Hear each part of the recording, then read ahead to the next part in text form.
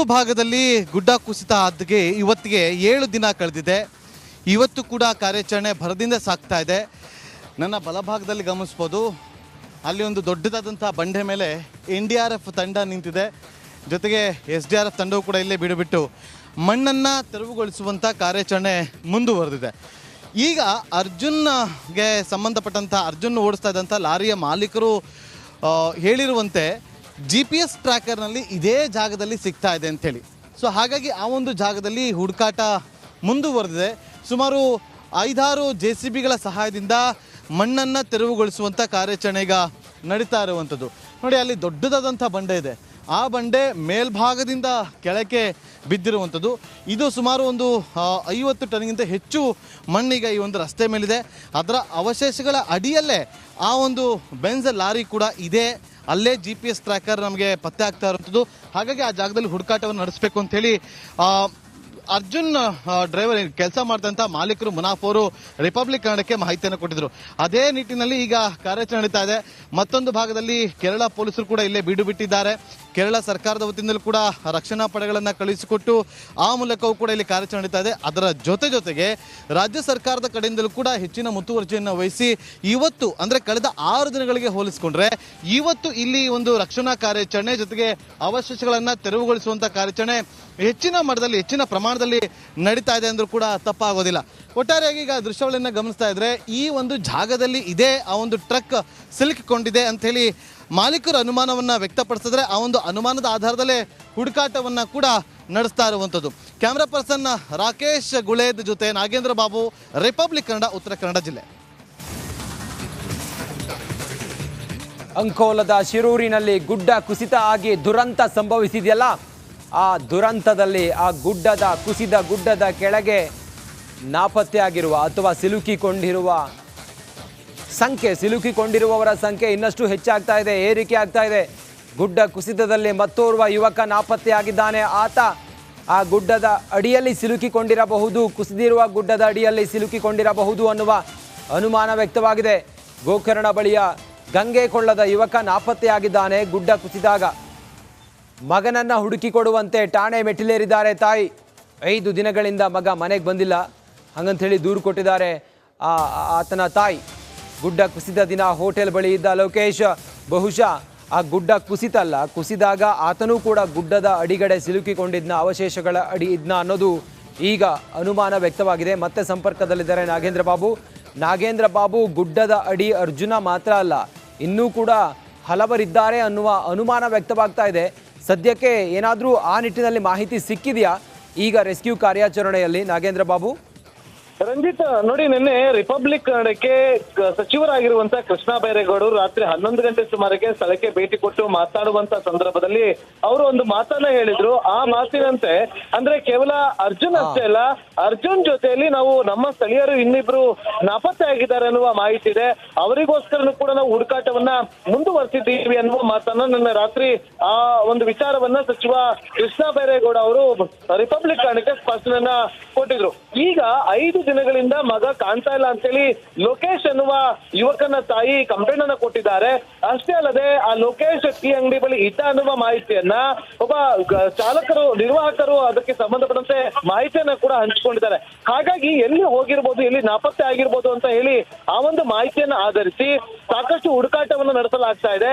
ಜೊತೆಗೆ ಒಂದು ಕಡೆ ಮಳೆ ದಿನೇ ಹೆಚ್ಚಾಗ್ತಾ ಇರುವಂತ ಹಿನ್ನೆಲೆಯಲ್ಲಿ ಆ ಒಂದು ರಕ್ಷಣಾ ಕಾರ್ಯಾಚರಣೆ ಕೂಡ ಎಲ್ಲೋ ಒಂದ್ ಕಡೆ ಅಡ್ಡಿ ಆಗ್ತಾ ಇದೆ. ಈಗ ಸ್ಥಳದಲ್ಲಿ ಒಂದ್ ರೀತಿಯಲ್ಲಿ ಮಳೆ ಆರ್ಭಟ ಹೆಚ್ಚಾಗಿದೆ.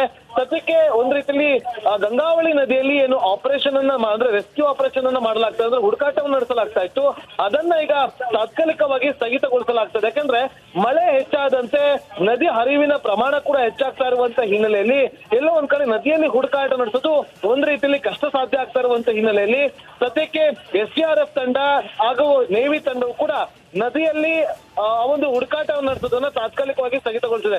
ಮತ್ತೊಂದು ಕಡೆ ಆರ್ಮಿ ತಂಡವು ಕೂಡ ಸ್ಥಳಕ್ಕೆ ಬಂದಿದ್ದು, ಆರ್ಮಿ ತಂಡಕ್ಕೆ ಒಟ್ಟು 3 ಇಲ್ಲಿ ನಾಪತ್ತೆ ಆಗಿದ್ದಾರೆ, ಅವರನ್ನ ಹುಡುಕಿ ಕೊಡಬೇಕು ಅನ್ನುವ ಮಾಹಿತಿಯನ್ನು ಕೂಡ ಅವರೊಂದಿಗೆ ಈಗ ಹಂಚಿಕೊಂಡಿದ್ದು, ಆ ಒಂದು ಆಧಾರದಲ್ಲಿ ಆರ್ಮಿ ತಂಡವು ಕೂಡ ಹುಡುಕಾಟವನ್ನ ಮುಂದುವರೆಸಿದ್ದಾರೆ. ರಂಜಿತ್.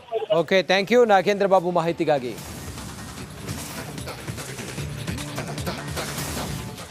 ಚಲಿಸುತ್ತಿದ್ದ ಕಾರಿನ ಮೇಲೆ ಮರವೊಂದು ಬಿದ್ದು ದುರಂತ ನಡೆದಿದೆ. ಆದರೆ ಕಾರಿನ ಒಳಗಿದ್ದ ಪ್ರಯಾಣಿಕರೆಲ್ಲರೂ ಕೂಡ ಸೇಫ್ ಆಗಿದ್ದಾರೆ. ಜಸ್ಟ್ ಮಿಸ್ ಆಗಿದೆ.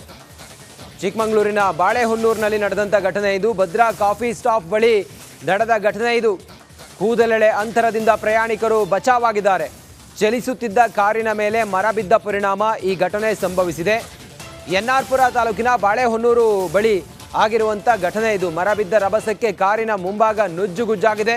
ಸ್ವಲ್ಪದ್ರಲ್ಲೇ ಕಾರಿನ ಒಳಗಿದ್ದ ಪ್ರಯಾಣಿಕರು ಬಚಾವಾಗಿದ್ದಾರೆ. ಸ್ವಲ್ಪ ಏರ್ಪೇರ್ ಆಗಿದ್ರು ಕೂಡ, ಸ್ವಲ್ಪ ಮಿಸ್ ಆಗಿದ್ರು ಕೂಡ ಕಾರಿನ ಮಧ್ಯಭಾಗದಲ್ಲಿ ಬೀಳ್ತಾ ಇತ್ತು. ಮರ ಕಾರಿನ ಮಧ್ಯಭಾಗದಲ್ಲಿ ಬಿದ್ದಿದ್ದೆ. ಆದರೆ ಕಾರಿನ ಒಳಗಡೆ ಇದ್ದ ಪ್ರಯಾಣಿಕರೆಲ್ಲರೂ ಕೂಡ ಅಲ್ಲಿ ದುರಂತ ಅಂತ್ಯ ಆಗ್ತಾ ಇತ್ತು ಅವರದ್ದು.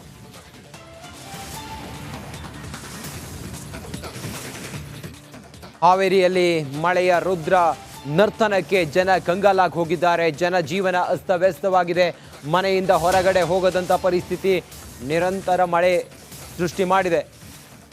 ಫಸಲಿಗೆ ಬಂದ ಬೆಳೆ ನಾಶ ಆಗಿದೆ. ಇದರ ಜೊತೆಗೆ ಮಳೆ ಅಬ್ಬರಕ್ಕೆ ವರದಾ ಸೇತುವೆ ಮುಳುಗಡೆಯಾಗಿದೆ.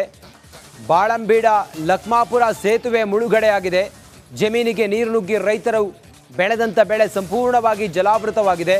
ಭತ್ತ, ಕಬ್ಬು, ಹತ್ತಿ, ಗೋವಿನ ಜೋಳ, ಅಡಿಕೆ ಸಂಪೂರ್ಣವಾಗಿ ನಾಶ ಆಗಿದೆ. ಒಂದು ಕಡೆಯಲ್ಲಿ ಜನಜೀವನ ಅಸ್ತವ್ಯಸ್ತವಾಗಿದ್ದರೆ ಬೆಳೆದಂಥ ಬೆಳೆ ಎಲ್ಲವೂ ಕೂಡ ನಾಶ ಆಗಿದೆ. ನೋಡಿ, ಹಾವೇರಿಯಲ್ಲಿ ಸುರಿದಂಥ ಮಳೆ ತಂದಿರುವಂಥ ಅವಾಂತರ ಇಲ್ಲಿದೆ ನೋಡಿ. ಇನ್ನು ಅಲ್ಲಿನ ಮಳೆ ಅಬ್ಬರದ ಕುರಿತಾಗಿ, ಮಳೆ ತಂದಿರುವಂಥ ತೊಂದರೆಯ ಕುರಿತಾಗಿ ನಮ್ಮ ಪ್ರತಿನಿಧಿ ಅಲ್ಲಿಂದ ಒಂದು ಪ್ರತ್ಯಕ್ಷ ವರದಿಯನ್ನು ನೀಡಿದ್ದಾರೆ. ಬನ್ನಿ ನೋಡೋಣ.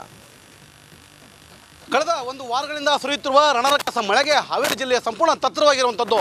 ಇನ್ನು ನದಿ ಪಾತ್ರದಲ್ಲಿರ್ತಕ್ಕಂತಹ ಜನರ ಜಮೀನುಗಳಿಗೆ ಜಲಾವೃತವಾಗಿ ಬೆಳೆಗಳನ್ನು ಕಳ್ಕೊಳ್ಳುವಂಥ ವ್ಯವಸ್ಥೆ ಆಗಿರುವಂಥದ್ದು. ನಾನು ಇವತ್ತು ಹಾವೇರಿ ಜಿಲ್ಲೆಯ ಹಾನಗಲ್ನ ಬಾಳೆಂಬೀಡ ಗ್ರಾಮ ಮತ್ತು ಲಕ್ಮಾಪುರ ಗ್ರಾಮದ ಸಂಪರ್ಕ ಸೇತುವೆಯನ್ನು ತೋರಿಸ್ತಾ ಹೋಗ್ತಾರೆ, ಕ್ಯಾಮರಾ ತೋರಿಸ್ತಾ ಹೋಗ್ತಾರೆ. ದೃಶ್ಯದಲ್ಲಿ ನೋಡ್ತಾ ಇರ್ಬೋದು. ಇದು ಲಕ್ಮಾಪುರ ಮತ್ತು ಬಾಳೆಂಬೀಡ ಗ್ರಾಮವನ್ನು ಸಂಪರ್ಕ ಮಾಡುವಂಥ ಸೇತುವೆ ಆಗಿತ್ತು. ಈ ಸೇತುವೆ ಅಕ್ಕಪಕ್ಕ ಅಂದರೆ ಏನು ಲೈಟಿ ಕಂಬಗಳು ಕಾಣ್ತಾ ಇದ್ದಾವೆ. ವಿದ್ಯುತ್ ಕಂಬಗಳ ಪಕ್ಕದಲ್ಲಿರ್ತಕ್ಕಂಥ ಮರಗಳ ಮಧ್ಯದಲ್ಲಿರ್ತಕ್ಕಂಥ ಸೇತುವೆ ಇದೀಗ ಸಂಪೂರ್ಣವಾಗಿ ಮುಳುಗಡೆ ಆಗಿರುವಂಥದ್ದು.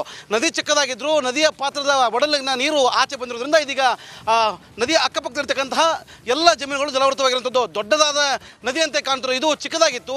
ಆದರೆ ಈ ಲೈಟಿನ ಕಂಬಗಳಿದ್ದಾವೆ, ಅದರ ಅಕ್ಕಪಕ್ಕ ಜಮೀನಿದೆ. ಆ ಜಮೀನಲ್ಲಿ ಬೆಳೆದಂಥ ಸಂಪೂರ್ಣವಾದ ಬೆಳೆ ಇದೀಗ ಹಾಳಾಗಿರುವಂಥದ್ದು. ದೃಶ್ಯದಲ್ಲಿ ನೋಡ್ತಾ ಇರ್ಬೋದು.